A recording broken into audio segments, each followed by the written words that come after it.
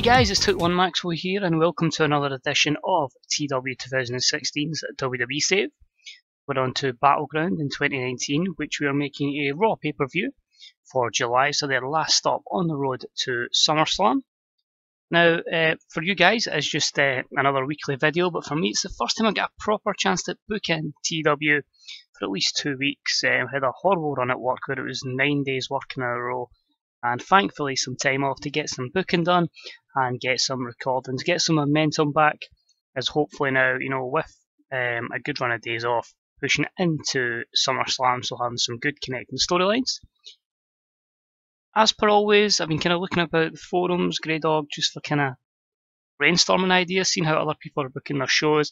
A lot of people are starting to go with a lot of factions, so I do hope to get some more factions coming forward, but may not just be for the Raw brand, maybe some in SmackDown as well. Still need to find a name for that group of Samoa Joe, Kevin Owens and the Revival, but hopefully that will come in due time.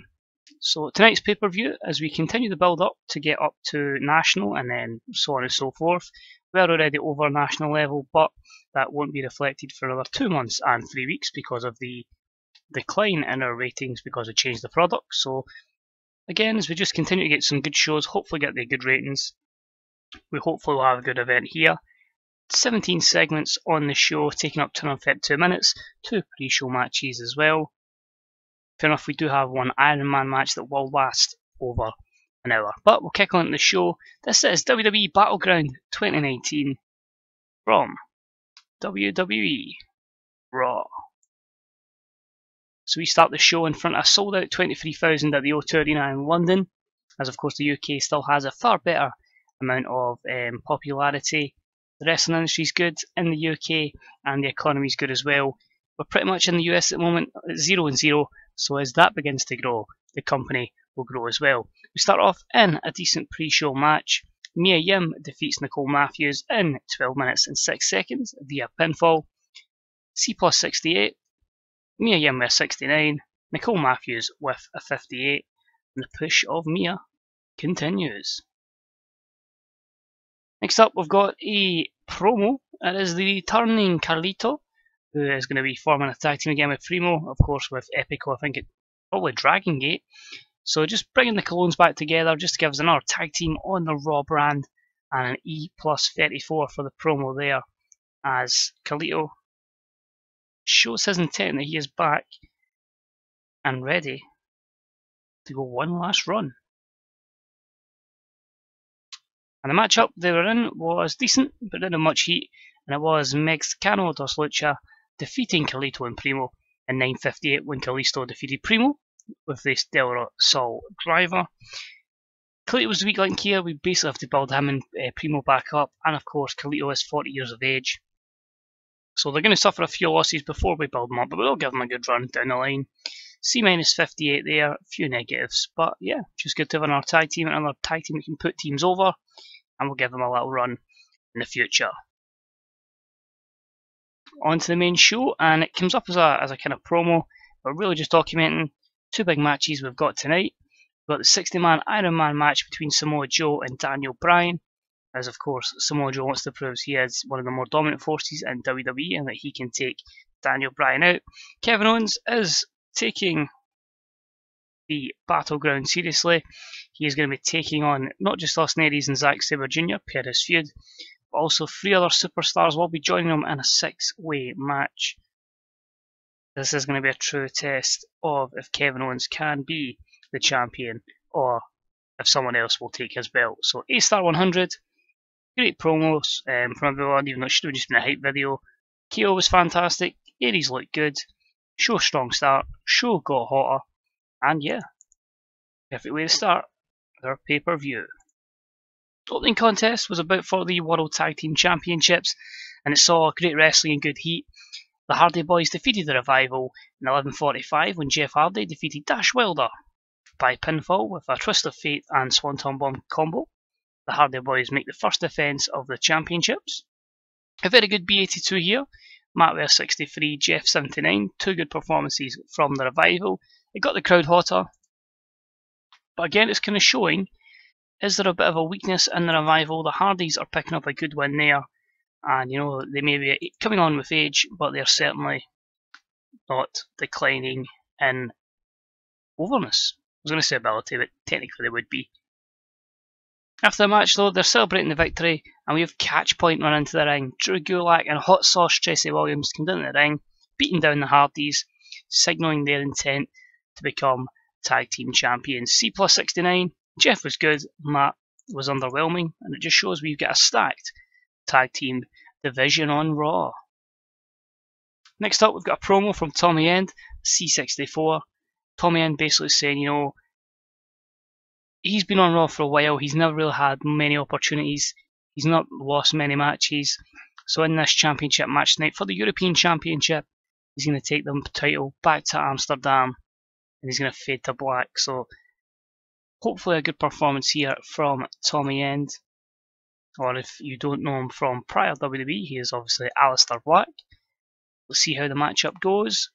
It was a superb matchup, and it saw Eddie Edwards defeat Dolph Ziggler, Davey Richards and Tommy End in 13:31 when Eddie Edwards defeated Davey Richards with a cross-legged Fisherman's Buster, making the 5th defence of the European title. Tommy End was the weakest link here, just lacking in overness, wouldn't think his performance would be too terrible. Eddie Edwards is getting stale, Tommy End is hinting at a face turn.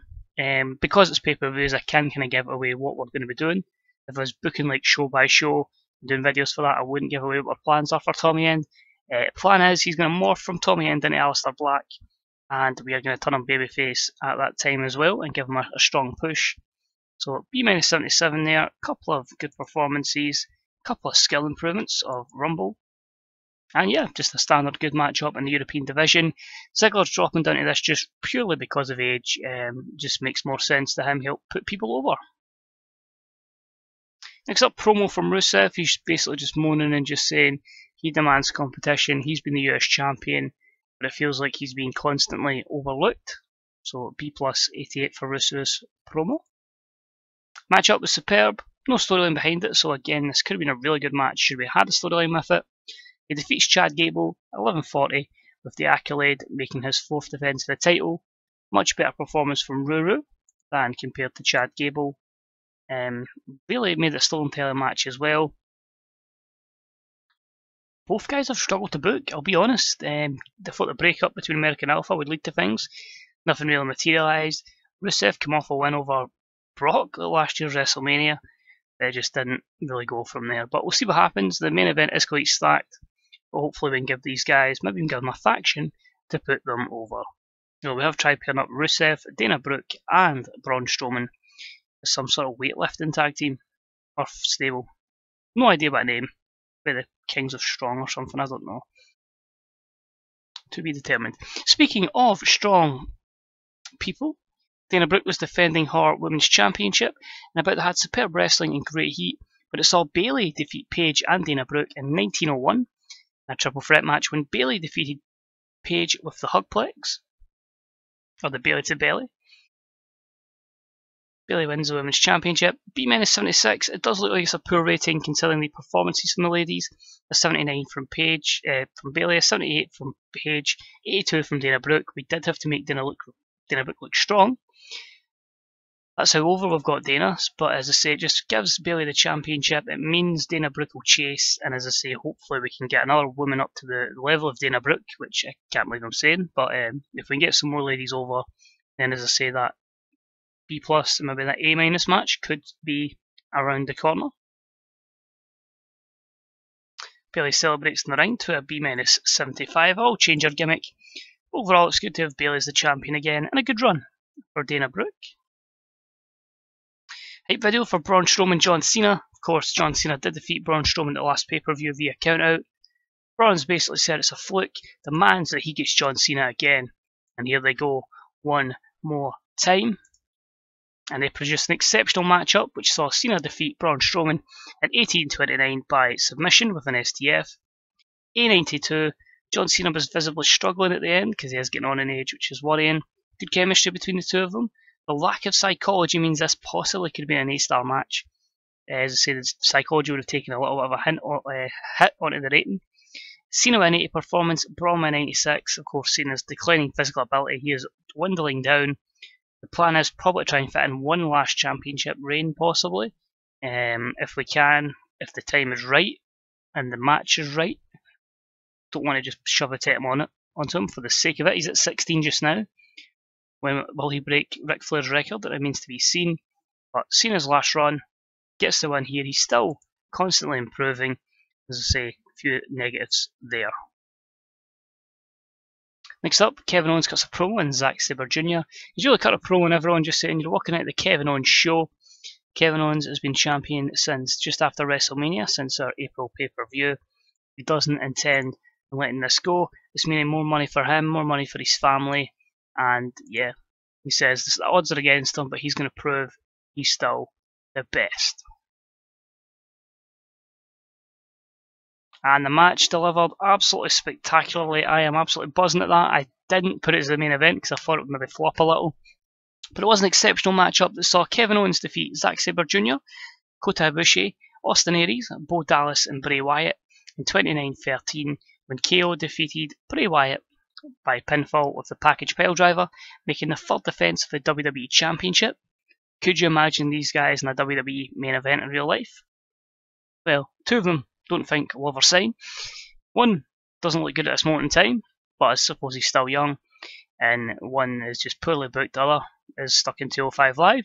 But yeah, absolutely fantastic there. Bray not suited to the gimmick. I think he was able to last the match because it was, as I say, slow built, so he didn't have to feature him because there were so many guys in the ring. A lot of good performances there, everyone over 90, even Kota, so he's had a good start to his career here in the WWE. Will he get a title run down the line? Again, probably more than likely. A couple of performance skills increases there, Rumble and technical as well. Negatives, announcing the Corey Graves, and that is it. So that's good because we had the high amount of participants, and because it was slow booked, this benefited Bray Wyatt, so we got away with no stamina decline on him, or negative. So good stuff there from KO and the gang. After the match, during the match, Bo Dallas and Kota Ibushi just fight to the back. This is how we get the finish with Kevin Owens on Bray Wyatt, and leading to a feud between these two, between Bo and Kota. So this is B+87 as we try and propel both guys to the high level. Next up, we have Samoa Joe cut a promo on Daniel Bryan. He says once and for all, he's going to eliminate Daniel Bryan. Just prove, he is as good as Kevin Owens. So that's an A91. And the main event flopped a little bit. I know I can't really say flop when I get an A90, but I was expecting it to be quite high. But an exceptional matchup that saw Samoa Joe defeat Daniel Bryan in a 1 hour Iron Man match by 3 falls to 1. It really should have been like 2-1 with a submission finish and a dodgy finish at the end, since Kevin Owens was meant to interfere, which it didn't show. Both guys visually tired towards the end. Did I actually put that as slow build? It's probably why maybe both guys were tiring, so I didn't put it slow build. I did put it as Dash Wilder attacking, tainted and a submission, so I was kind of hoping maybe if I added a few booking road agent notes there with a higher rating, but both guys were 89. Samoa Joe improving technical, and both guys obviously lacking stamina because it wasn't slow booked, so they were tending to go at a high pace for a long duration of that match. And after the matchup, Daniel Bryan's in the ring. Samoa Joe's beat him up, he's beat him, and then Kevin Owens decides, hey, I'm the champ, I'm just going to beat you down even more. So the gang, the faction of Kevin Owens, Samoa Joe and the Revival stand tall, with the two main guys picking up the wins. Fair enough, the Revival lost, but again the faction looks dominant. I just need to try and find a name for them, which I'm going to try and brainstorm, although if you get any ideas, let me know. I finished the show A92, possibly would have been a bit of 93, 94 had we switched co-main and main roundabout, but overall, again, I can't really argue with that. It was overall a good show. Kevin Owens, Kota Ibushi, and I'm going to go with Bray, and basically compliment all three on a excellent performance. So Kevin Owens pleased, Kota was pleased, Bray's pleased, as we increased our popularity in all 45 regions around the world that are available in game. So that is good to see. Jushin Thunder Liger to resign. Should we bring Liger in? I know he's 54. I would have to edit his status so he's not loyal to New Japan, but it would be cool. to bring Liger in for like one run in the WWE. So I might just do that, might give him a chance. Just to be cool to see him in the SmackDown Cruiserweight division. So hopefully we'll see him coming in. That may not happen, but we'll try and outbid them. No one has hired Victor for 6 months. Oh, sorry, he hasn't been used in 6 months. In NXT as basically he's working down there as a trainer, I'm sure. See, we've got no anything else there. Tanahashi's away to Noah on loan. And yeah, Road struck gold of the show, 23,000 fans, not bad. Ziggler's unhappy, he keeps losing. Well, not much we can do for him. 3.58 for Battleground, 6k there, and Toni Storm only to give a new contract to. I do believe more than likely she won't want to stay in developmental, so we'll probably have to call her up. Yep. So that's cool. We'll give her a written deal, 2-year deal. We'll just basically call her up and then send her back to Lucha Underground just to work instead of being gaining skills there, just to get her overness up. So when she comes to the main roster, she's ready. Quite a lot of people with negative morale issues. As always, every 2 months I just make sure everybody's happy, give them bonuses. A lot of guys, it's just basically not getting used. Cass have not really used, Vaudevillain's not really used, Jason Jordan the same, Sasha have done something backstage, Carmella's not really been used, Aiko Ando, Candice LeRae, plenty of people who just haven't been used. Jason Paul, obviously JTG, he's never been used once since we signed him because I couldn't get shad, so yeah, it's one of those things. But yeah, things are going good. As I say, size, 2 months and 2 weeks time before we'll go national. It's up to us to try and get as close to the next level, which I think is international. So yeah, we just need to keep getting shows that are higher than a 78 and a 79, even in some places an 83. And yeah, we should be perfectly fine. But things are good. And our next pay-per-view is next week in-game, or well, next Sunday in this as well. We are going to the Bash for the SmackDown Live pay-per-view and a 5-week build for SummerSlam. So things are looking good. Prestige is high, momentum is high. We're the top company in the world despite only being cult, and we'll be taking New Japan out very, very soon. And of course, as always, just to confirm, since a lot of people do tend to ask about him, Ergo Deva is still toxic. So that is since the 3rd week of January 2018, he is still toxic, so we still can't bring him in. 37, as I say, he's barely wrestled. Match history, 1 match in an independent show this year against Rey Mysterio, and only 4 matches, which took him up to the 4th week, of January. He was going to win the title that weekend at Royal Rumble, and he came out with the comments, and he's wrestled 1 match since. Such is life in this game. But yeah, as always guys, thank you for watching, it's been deeply appreciated. As I say, if more time does become available, I would like to get some more TW content up. At the moment that's not looking the case, so it's just going to be a case of the 1 a week, I'm afraid. We may try and get a second series down the line. The Road to Glory didn't go too well and I kind of got bankrupt, but as I say, if time does permit over the summer, bearing in mind I'm recording this probably about a month in advance, then hopefully we should be fine. The reason we're really a month ahead is just because I don't know much TW I'm going to get played, and if I get to pay-per-view, I just record it and put it basically on the backlog. It just allows me to keep playing the game at a quite good pace that I like to play because it's fucking addictive. It's a really fun save once you get it. But yeah, we'll continue the rundown to the Bash, then on to SummerSlam. And yeah, as always guys, thanks for watching, deeply appreciated. Any likes, comments, subscriptions, all that jazz. As I say, any comments I'll try and get back to as quick as I can. You can follow me on the old Twitter at 21maxwell.